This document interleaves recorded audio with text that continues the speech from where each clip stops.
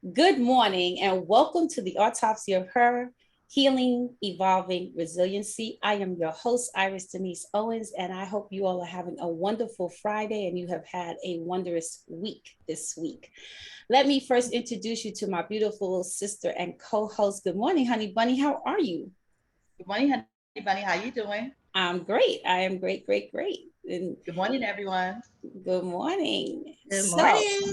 we have a guest today, and she's just not a guest. This is my sissy. This is our namesakes. This is Kimberly Holmes Evans, and we share the same maiden name. And so we are affectionately known as those doggone Holmes girls. So Kimberly, Yes. welcome, sissy. I'm so Thank you happy to for have you. having me. Hello, hello, Oh, you're hello. welcome. Yes. Thank you for coming on. We really Yes, Glad to appreciate it. be here. absolutely. We thank you for coming on. So we're going to jump right in today. And today we are going to be talking about healing and evolving. And where we're going to focus is, I'll give you the topic so you got to get an idea of where we're going to go today. So our topic today is going to be, girl, go get your life. But the tag to that, right? The back tag, the hashtag to that is, don't forget to remember. Now, if you're saying to yourself, what does that mean? It means that sometimes we forget who we are, right?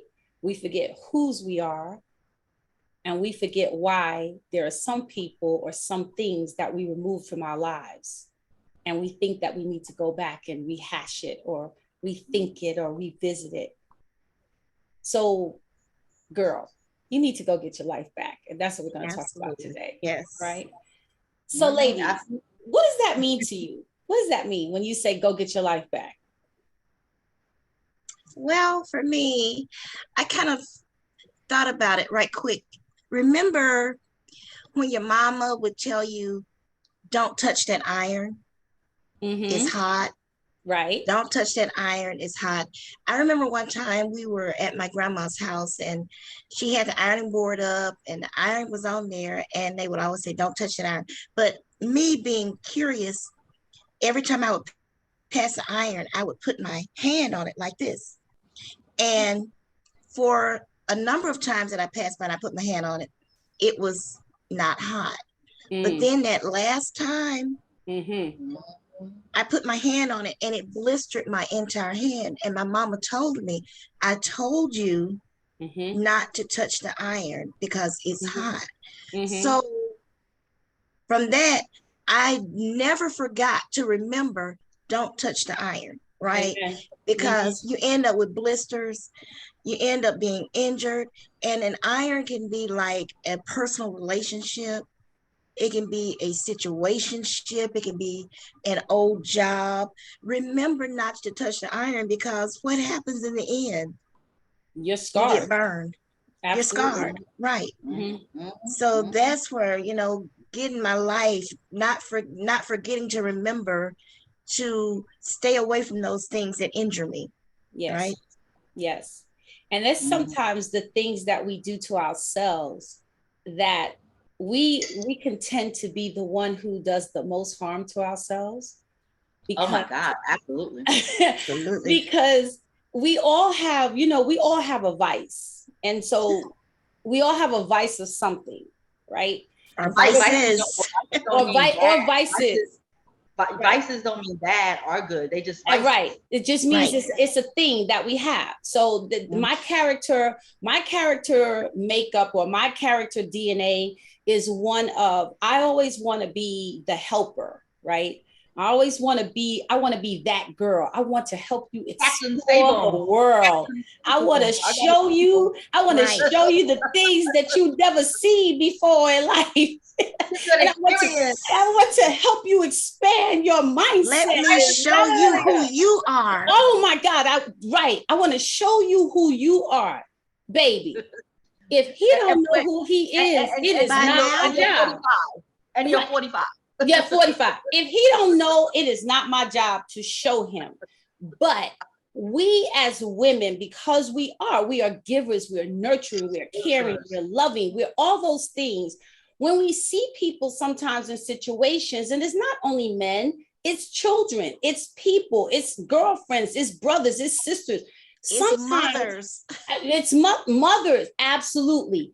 We put ourselves in detriment because we believe that that's what we're supposed to do to help another person. Right. Right. Yeah. And many of those things we don't heal from. Those are the things we are healing from and have to learn how to evolve from. Like I told you yesterday, sometimes it feels like you have this end of the rope in this hand, the other end of the rope in this hand, and you're the knot. You're the knot that's keeping the rope tied together for your mama, your daughter, your children, your grandchildren, your man, the doggone dog. You are the knot. And if that knot unravels, you feel like it's going to, I cannot let this knot unravel. But sometimes we have to let the knot unravel so that everyone can pick up their own pieces. Right. And we have to find ourselves. I love that, Kimberly, because you know what? When a knot is pulled, right? Like you said, on either end. When a knot starts to break, that means there's too much tension on either end of that knot. There you go. And so that's how we have to sometimes, before we get to the point where we're snapping everywhere, where the rope is breaking and it's spiraling out of control, we have to stop that. We have to stop it. You have to let it go. And we have to tell all those people and even the dog, go get your life. Hello, go get your life. Go get your life. The reality of it all, we have no control over anyone but ourselves. Amen. We don't have control over what's going on in our house. That's right. In your house with other people, you have no control. You're not in those rooms every single day with your children, downstairs with your dog, whatever the case may be. You don't have no control of what's going on in the world, the wars, what's going on in the government. You have no control. And these are the things that a lot of people, especially women, we worry about all these things we have no control about. You have to be, and then a lot of people, you're worrying about all those things, think you're controlling those things and not taking care of you. Amen. Not taking care of what's going on with you. And some people it's in a more arrogant way. And it's like, get your house in order. Which means around your own door. Exactly. Because you can't, like I said, you can't control what's all those other people in your house. Right. Because what I always say is when you change, everything around you changes. Amen. Right. You have to be the change that you want with what's going on around you. And it's how you put yourself together. That's what's most important. Everybody's everywhere else looking for every solution everywhere else. The solution is you. Absolutely. And it's like that saying, people say prayer changes things. No, prayer doesn't change things. Prayer changes people. Yes. And in turn, people are the catalyst for the change. Yes. So yes, prayer is very important. Right. But it's a one-on-one communication with God. Right. And God gives you lend your ear to God, and he gives you the roadmap, so to speak. Right. So you can bring about that change that you so desire. But you have to be ready to evolve. Yeah. Well, it's interesting because yesterday I was talking with Kimberly yesterday, and yesterday was a day for me. And it wasn't that anything bad happened. But yesterday, I literally texted my friend first. I said, my head voice is so loud today. And so the person texted back and said, what do you mean by that? And I said, it just seems like I'm not settled today. Like I was up, I was down, I was walking around, I was smoking. I was doing all kinds of things yesterday. And I was like, okay, you got to get it together here.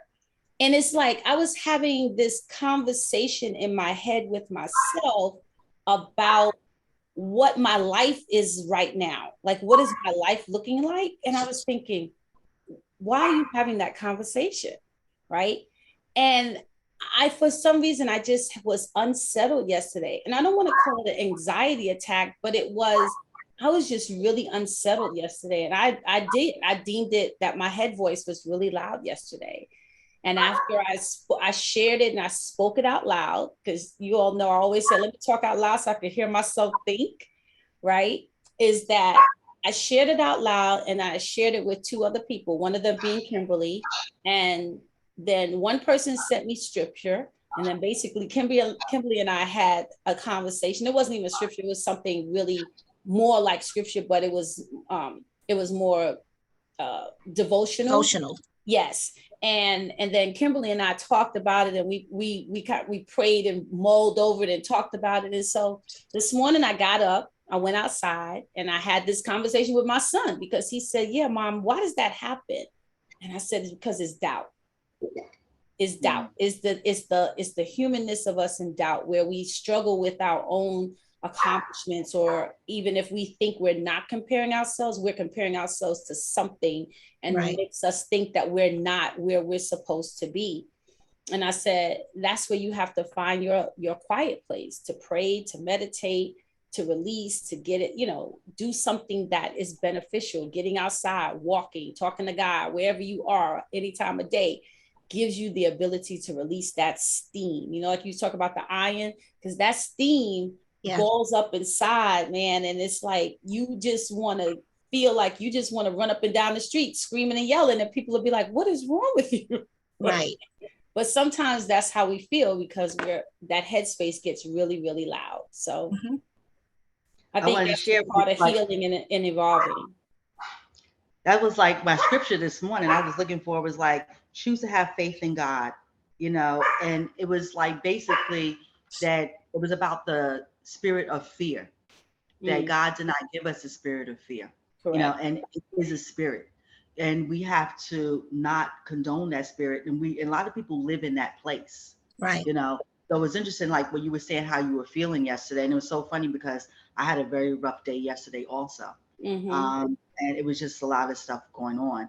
And it was like this, like literally spoke to me this morning that, no, he gave us the spirit of courage, not to be a coward, and to be a balanced person and things of that nature. And I had to, take care of something this morning that was really bothering me when I went to sleep last night. Early this morning, I had to get on the phone and handle it. And it turned out not to be what I thought it was. Thank you, Jesus. But, and I was like, I'm not going to be a coward about it. And whoever I have to talk to handle this situation, I will talk to and handle it, Right. I truly understand you, and it's like, that's the thing that will kill you, is comparing yourself to other people. Right. That will kill you. Absolutely. Absolutely. And that's the thing that creates the stress in your life. When you're comparing, or you're feeling like you're not doing what you're supposed to do. Again, girl, go get your life. Exactly. Absolutely. That on ourselves, and like us, I'm a realtor also, Kimberly, and it's like, oh my God, I had to go, deal with some of that stuff, and you feel like, oh, is this enough? What else can I do? If one deal falls apart, you haven't had a deal, now what? I gotta do something else. And I had to just center myself, like, well, if the deal went through, would I do that? You know what I'm saying? Right. No. So why should I do that? Why should you do that? Exactly. And so I like that. That's a good way to look at it. Like, if this had happened, what would I have been doing? What would you do? And then, we have to remember that God knows our names. He knows our addresses. He knows every single thing about us, because after all, he made us, and he sees so far ahead into our future, and we let today bother us. But our prayer is, give us this day our daily bread. We don't worry about tomorrow. Yesterday's gone, and we trust God. And I'm preaching to the choir, because last week, Wednesday, my laptop died. Okay. Well, I work from home. My company does not provide our equipment. So I'm like, oh my God, I got to buy a laptop. Then while I was waiting for my laptop to be delivered on Thursday, I had to go into the office and work. Well, what happened at work? The lawn people were cutting the grass and kicked up a rock and not cracked my window, put a hole through my car window. Busted. Oh my God. Yeah. Busted. So I'm like, really, and because I was cursing, I was PO'd, right? And ours was like, sissy, just calm down. It's going to be okay. And I had to remember what we say, girl, go get your life, because who am I? I'm a child of God. I am Kimberly. I'm God's girl. Right. So he already knew that this was going to happen. And what our gift to God is our reaction to the things that he allows in our lives. Right. Exactly. Right. Exactly. Right. And even in our contrariness, in our disobedience to God, he never forgets to bless us. He keeps on reminding us of who he is and who we are in him. And that's the beauty of being a child of God. Right. That's where the healing involving comes in. Absolutely. We realize who we are created by, who made us, who covers us, who is always there with us, regardless of what the situation is. Absolutely. It is, getting your life back, because life is not it's rosy, and life is a journey that you are going to have bumps and bruises and mishaps and hurt and pain along the way. Right. But all in the midst of that, there is joy, there is victory, there is overcoming, there is, I didn't even think that was ever possible. Things that happen to us that are so miraculous that we're like, I never even saw myself there, right? I think that is the greatest part about healing and evolving in life, because when we are hurt, and don't get me wrong, hurt hurts. That's why it's called hurt. Hurt hurts, right? But when we get stuck in the hurt, I want you to hear what I'm saying. When you are stuck in hurt, you are not living. You are not growing. Absolutely not. You are not moving. You are not functioning. You are not. That's right. You're not. Right. And so the reason for the healing, the reason for the healing is to release the hurt and the pain. And I'm not saying that the hurt and pain are going to go away, because there is some hurt and pain that never leaves us. Right. But what we are equipped to do is to learn how to manage. And how to evolve from that. Amen. There you go.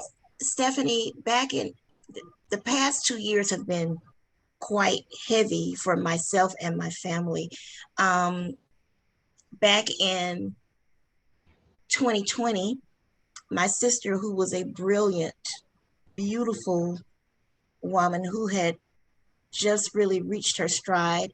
She was the first Black elected district court judge in Moss Point, Mississippi. She was firing on all cylinders. Well, her son, who had mental issues, went in the house and murdered her, my sister.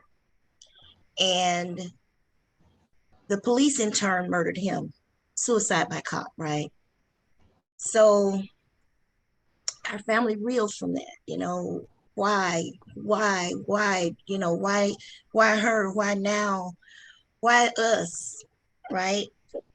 But even in our not understanding the whys,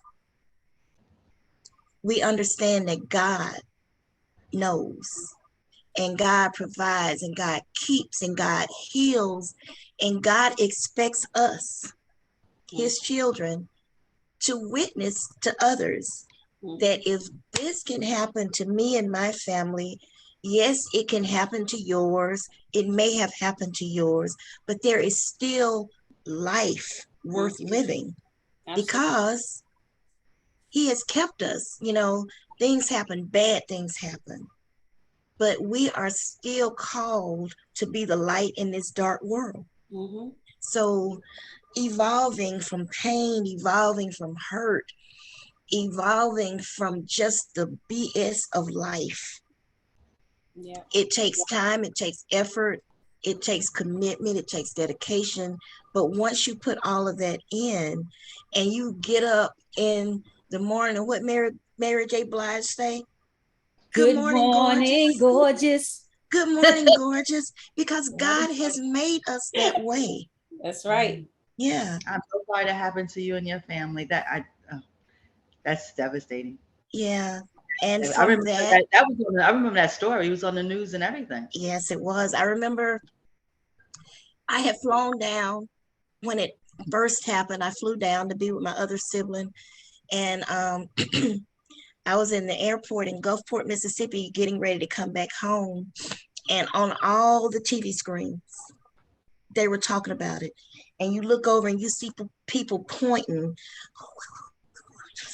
And to know that's my people. sister, not just my people. That that's is my sister. That's my blood. My sister, my mama and daddy's third, fourth child. I mean, yes. And then to come back and to see her laid out in that casket in her judge's robe. She had studied, she had gone to school.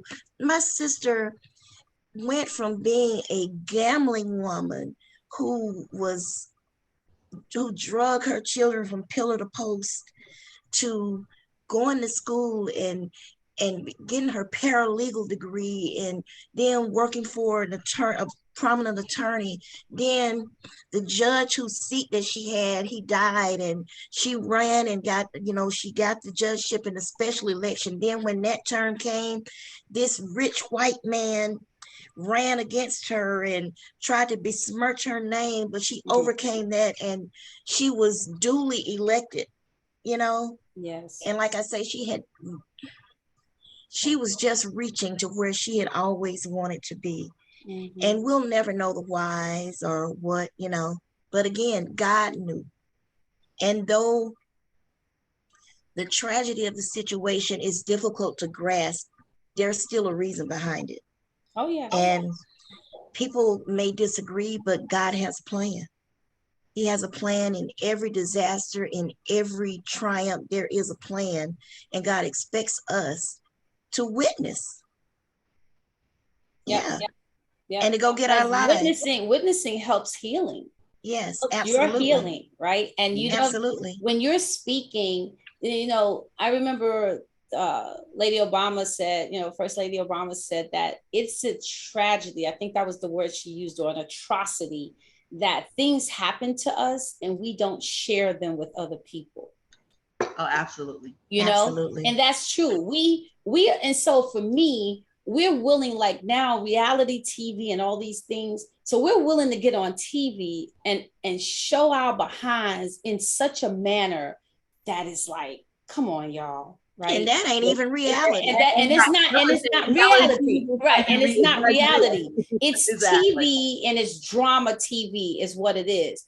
But we will not take the time out to really show things that could really, or speak about things that could really help somebody or heal somebody or move somebody from life to death, or death to life, I should say. Right. But we just kind of, I don't know, we focus on the things that are, who are they really helping? And I guess that's how I do. But you know what I do think about, especially when you think about what's going on in reality TV now. At one point, it was certain things like, I know when the Real Housewives of New York came out, I love that show because it wasn't the drama. It was like, I just saw this girl, she had $1,500 in her bank account when the show started. Now she's worth almost $1 billion, and watched her start that business on, the Real Housewives of New York. And then you see what it came to. I don't watch it anymore. I stopped watching years ago. But just the news and the blogs just alone, do you notice the downfall of all these things? Like, you could do whatever you think that you want to do. I mean, you have freedom of choice, but you don't have freedom of consequences. You do not. And when I tell you the chickens are coming home to roost, mm-hmm. They're coming home to roost. Right. And I think within that, those are the lessons that we are learning. People are learning a lot of lessons. Reality TV isn't real, but the lessons that are being taught, but with the downfall of it, are mm-hmm. real. Yeah. And it's showing itself. These people are losing their lives. They're losing their status that they had, that 15 minutes of fame. Nobody even know they're anymore. They're losing their minds. You know what I mean? There is a lot of things that are going on when you see what's going. Let me tell you, when people, oh, what's going to go on here? What's going to go on there? I always say, God got this. You know what I mean? Every day. You want to sit out there and spew all this negative stuff, put it on, Yes.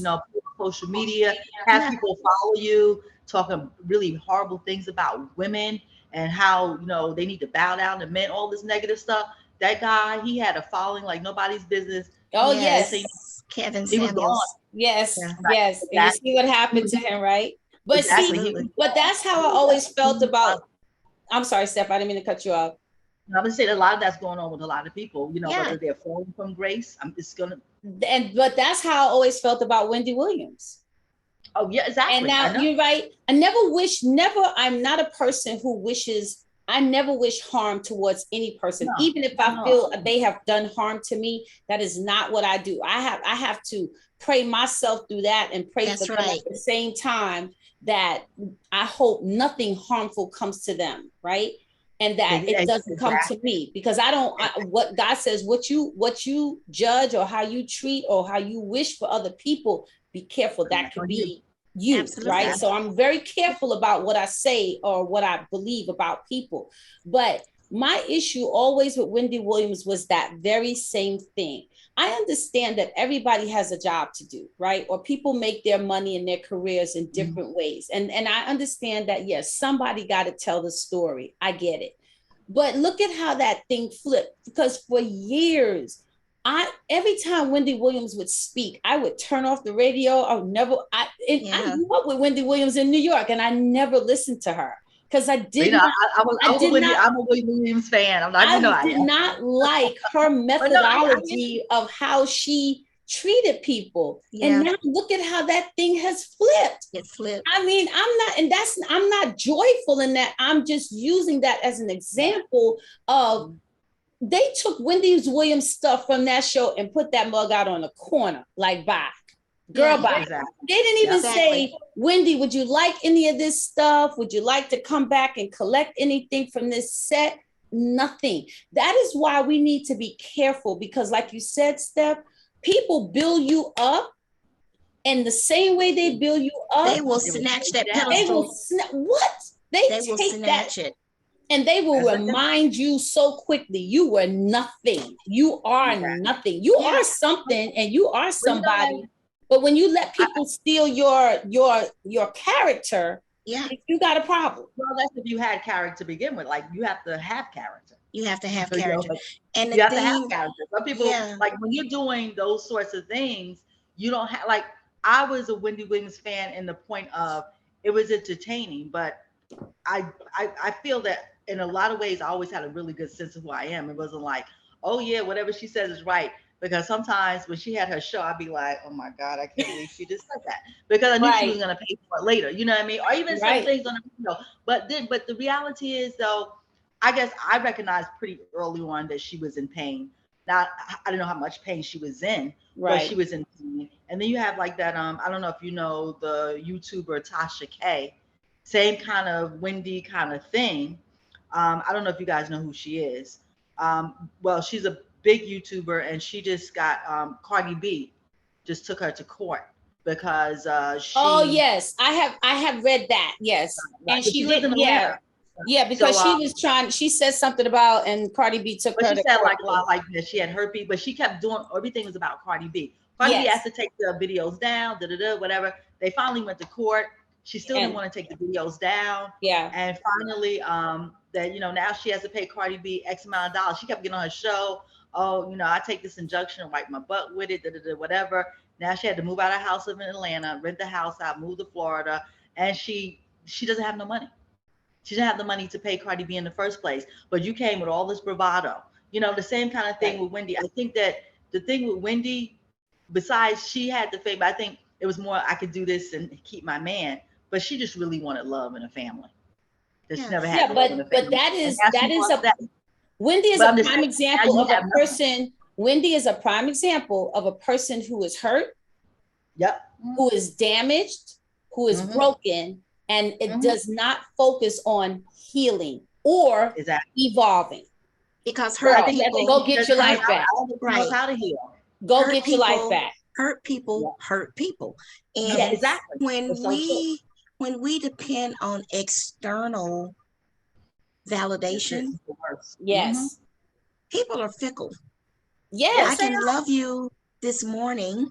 Exactly. So true. And 10 minutes from now, I can stop talking to you altogether. Like, bye, boo. Kimberly, I was married for 21 years. And one day my husband told me he didn't love me no more. Right? And what do you do with that? Hey, I had to, it took a minute. I'm not gonna lie, but I had to, like, I mean, it took, but my thing is, when he told me, I definitely believed him, because all his action leading up to that point showed me that. I just that validation.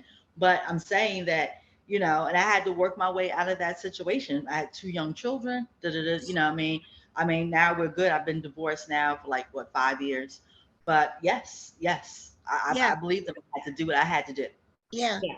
And fortunately for you, like you say, you knew who you were and you fought your way out of it. But so many people, and in this age of social media where our young people are getting their validation from TikTok, from Facebook, from this, and they're closed off in their rooms and we really don't know what the hell they're doing, but they don't know who they are. Despite us trying to build into them, to give them their sense of being, we are fighting against so many other forces. I know. You know how our parents used to say, I'm not your little friends, right? I'm not your little friends. Because our parents would say, I'm not your little friend, because they knew that our friends had influence. Well, now what's scary about all this social media is that these are not even friends. And they come from so many different sources, right? Like you said, Steph, it is important to instill in our children, in our young women, in our young men, that you are of value. You are a person of value, just where you are, who you are. You don't have to go and twerk on a video. You're don't good have enough to just as you don't have to do something crazy. The other day I just happened to be watching Judge Faith's show, Divorce Court, because my mom had it on, and I decided I was going to turn it on while I was working in my office. And I was she's having a baby. Oh, that's beautiful. They make a cute couple, her and Kenny Lattimore. But she had a couple on. This was a married couple whose husband was cheating, and the husband was, they showed the notes and the text messages and all this stuff.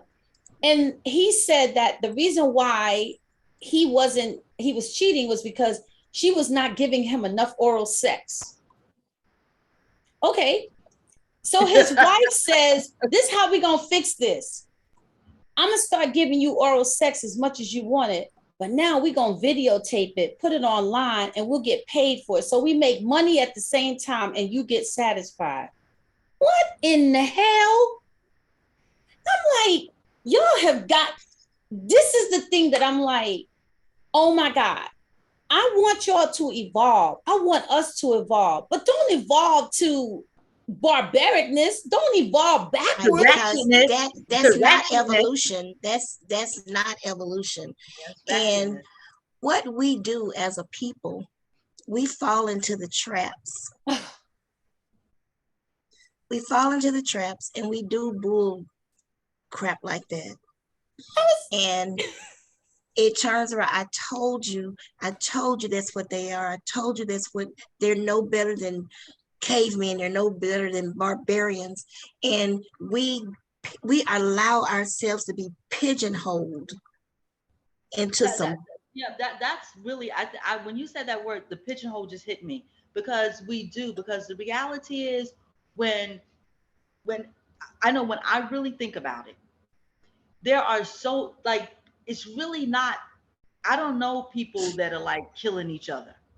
You know what I mean? Like, oh, that, you know what I mean? So it's like, it's a certain amount of people, Black people, that kill each other, but we just know they're Black. We don't necessarily know them. They're not in our family. You know what I mean? You think about the people that you know, the people in your family, people that you have relationships with, They're not on twerking on YouTube. You know what I mean? They're not doing those things. So when you really look at it, it's more of us that are doing great things and have families than they are people that don't. You know what I mean? But they're highlighted. But that's the narrative that that's always the narrative spun. It's always a narrative. Right. It's always a narrative.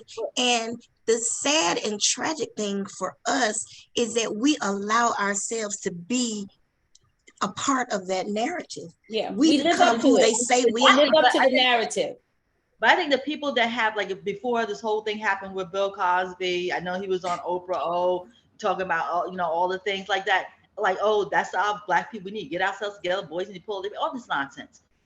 Well, true or not true. Okay. But my thing is, Bill, you having a platform that you had at that time and other people having a platform that you have, why not? Okay. That's a certain amount of people, because you do not see people from other races talking about their people and their cultures that are horrible, that do horrible things, that look horrible, that are uneducated, that are having babies with everybody. And they have them in other cultures too.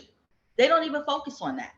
You know what I mean? They take those people that are crazy, they disassociate themselves from their family members, and they pretend like they don't even know them. Okay. But here we want to let them dump it on us. When we have achieved something and have high standards, we go on a talk show, they want to start talking to us about, somebody who got, what do you think about these Black people killing each other? I don't know anything about that, because, I don't know anybody that killed each other. They just happen to be Black. But I think that we have focused on the wrong things, and we allow people to put that on us. I mean, we definitely feel the things that are going on in our community, but it's so many things that are better going on in our community than the things that people try to put on us to focus on. And that's the problem. And when I agree with you, Steph, but the thing is that unlike other cultures, right, our culture gets lumped together for everything. Everything. Right? Everything bad. So that's why it comes across that way, because unfortunately, right, other cultures do not get on, or other cultures are not always the target like we are the target. We're a target. And so even when we're doing good or when we're doing bad, every situation becomes the highlight, right? But the highlight is higher when it is the negative, right? Absolutely. Because we are the black sheep, right? For what people believe us to be, knowing we are not, but we are no worse or no better than other cultures of people, right? But we have the bullseye on our backs and on our heads. So I think as people of color, when we do excel, maybe we go about it the wrong way, but we get frustrated, because you're kind of like, why are you doing this? Like, you have every other opportunity to do something different and do something better and do something more, and yet you choose to hang in the slum. You choose to live on the bottom. No, I hear what you're saying, and I think that that's a conversation that we have with our culture. But I think when you have a platform and that you on Good Morning America and they prompt these questions at you, you need to come back with something much more positive. Especially if no one in your family has killed somebody. You don't know somebody who's killed somebody. Yeah, because you can flip it. Because you can flip it. Right. This is a town hall meeting with our people. You know what I mean? You, the little boy next door, you have a relationship with, all of a sudden he's wearing his pants around his thighs. Like, hey, you know what? You know what I mean? It's just like, you just pull him to the side or something. But to put that out there, because now that you're whomever, what status you have. And to make that your platform. Right. Yeah, exactly. I get that part. Yeah. You know what I mean? Like what Bill Cosby did. You know what I mean? And you of all people. I mean, I heard horrible things about him in the 80s. You know what I'm saying? So I'm not saying everyone, but my thing is, especially when you're doing things and you got a whole bunch people of who live in glass houses should not throw stones. Not throw stones. And here's the thing. Glass houses. But guys, can I pause right here? Everybody in the Bible that God chose had an issue. We all do. We are just people. We are just people. And so this is why healing, evolving, resiliency is grace. It is only by grace. It's imperative. You must do it. But most people don't do it. They don't. Problem. If you did this, I wouldn't feel like this. If you didn't say this, if I had this, it's everything else but you. The guy at church, let me see if I can find it from Wednesday night. His point back to what he was preaching about. Oh my goodness, where is it? Highlights. He said, now that you've arrived, it's your responsibility. Right.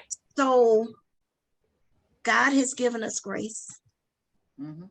He's given us mercy. Mm-hmm. And we, so to speak, us three beautiful, melanated, successful women, mm-hmm. we have arrived. We got our life, or we're trying to have our life. Right. So now it is our responsibility to do what? Help somebody else get theirs. Reach mm-hmm. back. Reach mm-hmm. to the sides. Hell, even reach to the front when one of our sisters who has arrived forgot to remember. Mm-hmm. She's arrived, but she forgot to remember who she is and where she came from. Amen. You got the big head. So to speak to your point, Stephanie, instead of us getting on a national platform, bashing each other. Yes. It's our responsibility to build each other up. Mm-hmm. And to uplift and to, to say, hey, yeah, I do know that over there on Auburn Avenue, there's a pocket of folks who might be killing each other. But up the block, we got 3 young men, 3 young women, Black women who just opened a business. Mm-hmm. You know what mm-hmm. I'm saying? Mm-hmm. That's what's called evolution. Right. We stir the pot. And we keep stirring, wade in the water, God's trouble in the water. Yeah. We keep waiting, we keep stirring, we keep evolving, and it's our responsibility to reach mm-hmm. out to others and bring them up to where we are and to inspire them to go even further. Yep. That is correct. It's so true. That is correct. I think that mentally, okay, we do know our history, and maybe we don't know everything about our history because they have changed our history so bad. Our kids, their kids are really not gonna know anything. They love changing other stories. But all of these slave movies they consistently make, it's like, really? Because I think they made Schindler's List. They made another movie. I can't remember the name of that movie. But they don't constantly make movies about the Holocaust all the time. But they're making slave movies every chance. It's something. And I think it's something to work on you, psychologically. Like, you were a slave. And it's just like, really? That's where we keep going back. But I challenge you on that. It depends on how you interpret it, Steph. Because I don't think it's to make you believe that you were a slave. I think it is to show you resiliency of a person who was enslaved, who was not born into slavery, right? That how they evolved, how they managed to heal from, or if they didn't heal, how they still managed to evolve to something greater and better. It is not, I think it's how you look at things. And I think that's where we have to always be mindful. I remember the year that I went to see Django, 12 Years a Slave, and the Nelson Mandela movie in 1 month. I was besieged with grief and confusion in my head. And I was like, okay, that's it. No more movies about slavery. But I remember all the parts of those movies because that motivated me to say, okay, yes, people did this to you. People did this to us. But do we live up to what they say we are, or do we surpass who we know we are? Right. And I think that's what we always have to remember, because yes, somebody may make something or do something with a certain plan for you as to it to be a downfall for you. Well, the devil meant it for bad, but God meant it for good. Amen. And God says, I know the plans that I have for you, plans to prosper you and to give you a hope and a future. I think sometimes that's where we get stuck. It's negative, but you can find a positive in everything. And sometimes we need to learn how to extract the good even from the bad. I think sometimes that's where we trip. I mean, none of those movies I left feeling empowered. I did not feel like that. What I'm trying to say is I think that they make a lot of them, and I think that you could make some other movies other than that. That's all I'm trying to say. Well, but who's making them? A lot of those movies are done by black directors, because they are not, our stories aren't told. And so that's the story that they're trying to at least. Who did Django Unchained? That wasn't black. That was Quentin Tarantino. Okay, he's not black. You know, I'm saying sometimes they're made by blacks. I'm not saying all the movies. I'm saying, but I do think that when people are making these movies, it's not for I mean, depending on who the directors are, whatever their goal is, I don't think it's for the purpose of making us feel less than. I think it is for the purpose of being able to get information that we are so much we don't have, because we're not represented. I don't think it's always the right information, because, you know, but I think the thing is that you can make those, but like, why are we not making other movies about? Well, I can tell you, I can answer that for you. It's not that those other movies are not being made, but we have to remember who holds the purse strings, right? Exactly. So I can make a movie about me, you, and Iris, friends. Now, they did have girlfriends, but even in that, it put us in a different light than who we really are, you know? Mm-hmm. So we can make movies, we can make documentaries, we can do a whole lot of stuff. But in order to get it to the masses, we have to remember who holds the purse strings, who opens their pocketbooks, or who closes them. And the narrative, again, is controlled by other people. Right. And even for us, we don't want to watch a movie about 3 real women who really get along, who really love on each other, and who are there from each other. People want drama. We want drama. We want. They want me to take my earrings off, fight you and curse you out. Do all of that. That's the unfortunate part about who we are as characters. I told you I had a conversation with one of my sorority sisters' mom's best friends. Right, they went to school together. They went to a predominantly white school. There were like probably 4 of them out of a school of 1,200 or 1,400 students in this school back in the 60s, or more that would have been more in the 50s, 60s, because they were my mom's age, right? And they went to school together. And I said to her, you know, I said, what do you think is one of the worst things that ever happened to us as a culture? And her answer was, when integration happened, because she felt like we began to assimilate to this culture of people so that we could fit, right? So that we could be accepted. And even after all this quote unquote assimilation, we are still not accepted.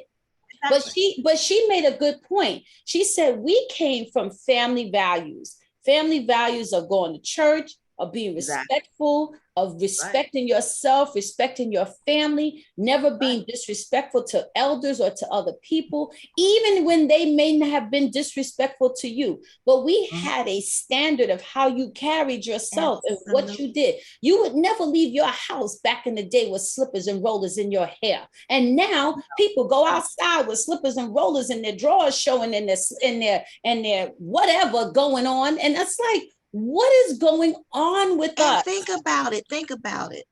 Up until the 50s, 60s, when, you know, integration started, we had a father figure in our home. You know, we had parents. We had, you know, we had grandparents. If your parents, you had grandparents. It wasn't a shame that multi-generations lived in the same home. There was no shame in that. As a matter of fact, that was the norm. That was not the exception. So once we evolved, we live in our gated communities. We have our 2.5 children. We have our MBAs and our PhDs. We drive our Bentleys. We drive our Lexus. But we have a $500,000 home without a house, rather, without a nickel worth of home in it, because we have lost who we are. We have allowed other people to tell us who we are, to tell us how we're supposed to look, how we're supposed to live, and we don't care about each other. I had a math teacher. I got mine. You got to get yours. What kind of bullshit? We all had those teachers. I mean, got mine. Got to get you yours. got to get yours the best way you can. What kind of bull crap is that? Yeah, right. But even in that, you said our parents that told you that too. Even in that, you know, your mama loved you. You know, your mama loved you. And even though she may have said that, or in my instance, you know, I can't speak for everyone else.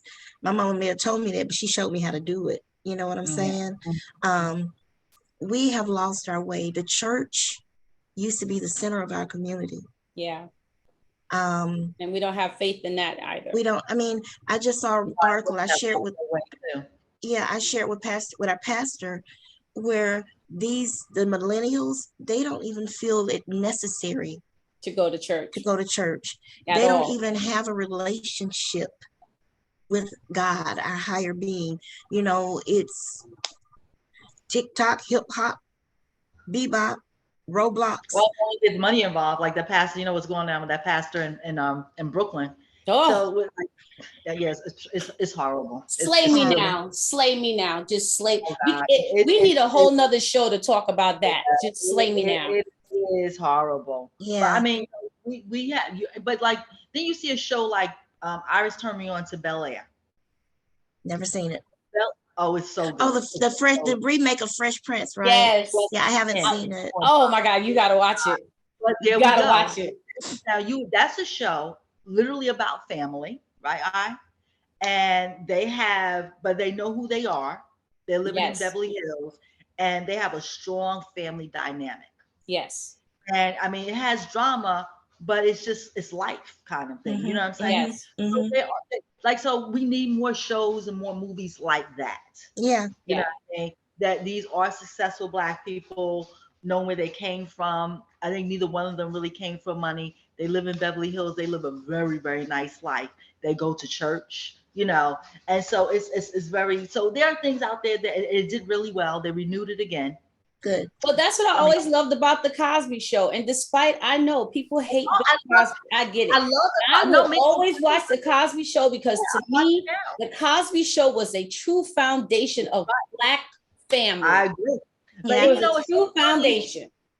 I agree. I 100% with you, but I would speak to it, you know, back then, you know, in college, and people like, I don't like the Cosby Show. And I was questioning, like, why? That's not reality.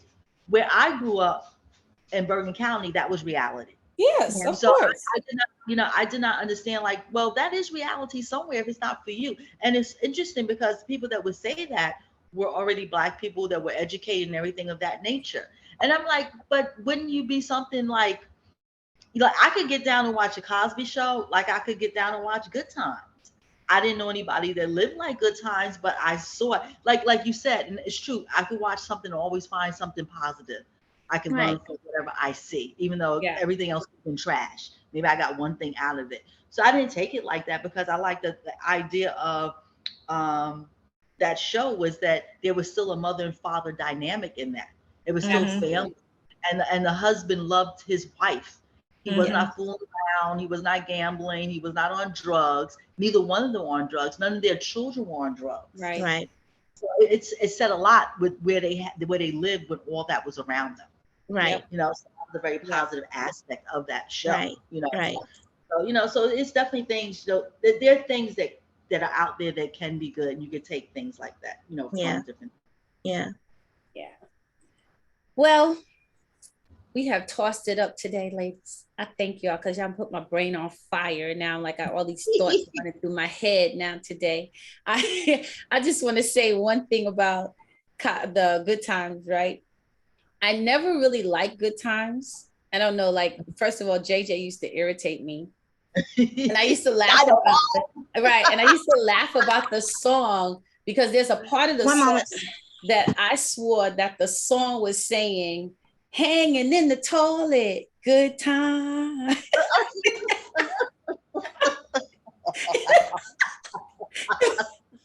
So when I finally shared that with people, they were like, hanging in the toilet? I was like, that's what it sounds like to me. Hanging in the toilet. Good.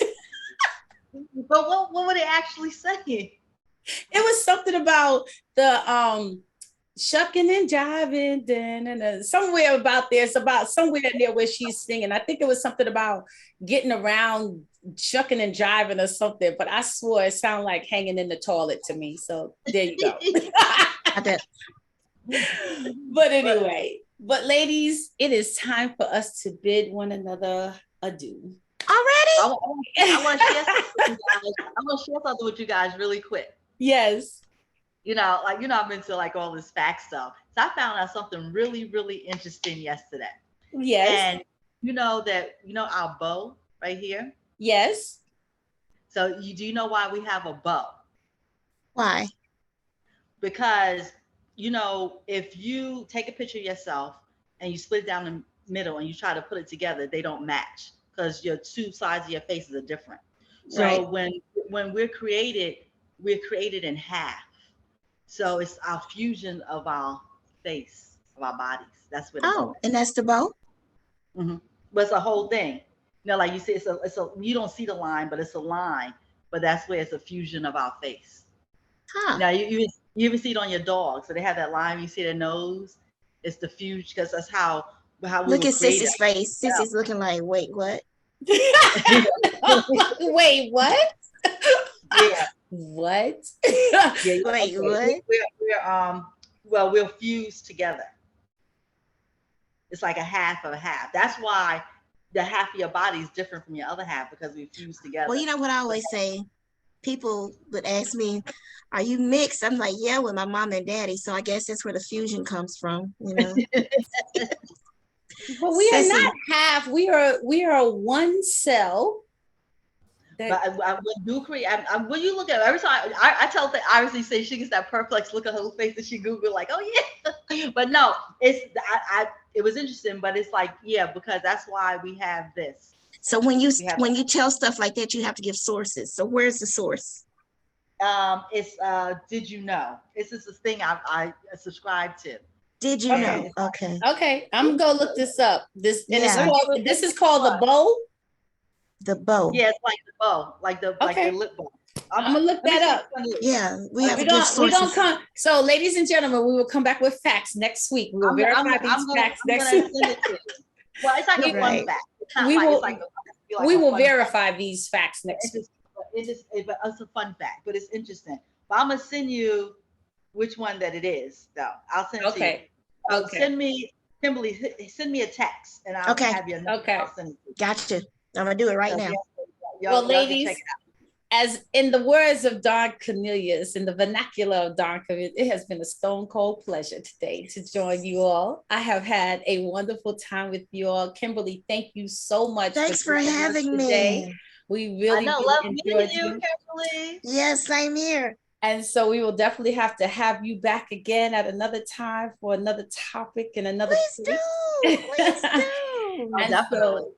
You guys have a wonderful weekend. And ladies and gentlemen, I hope that you garnered some golden nuggets today of knowledge and wisdom and of encouragement, or something that we shared with you today that, changes your life or moves your day or just warms your heart. And we thank you all for joining us today. So have a great weekend. Love and soul. Be happy. Be happy. Bye-bye. Bye-bye.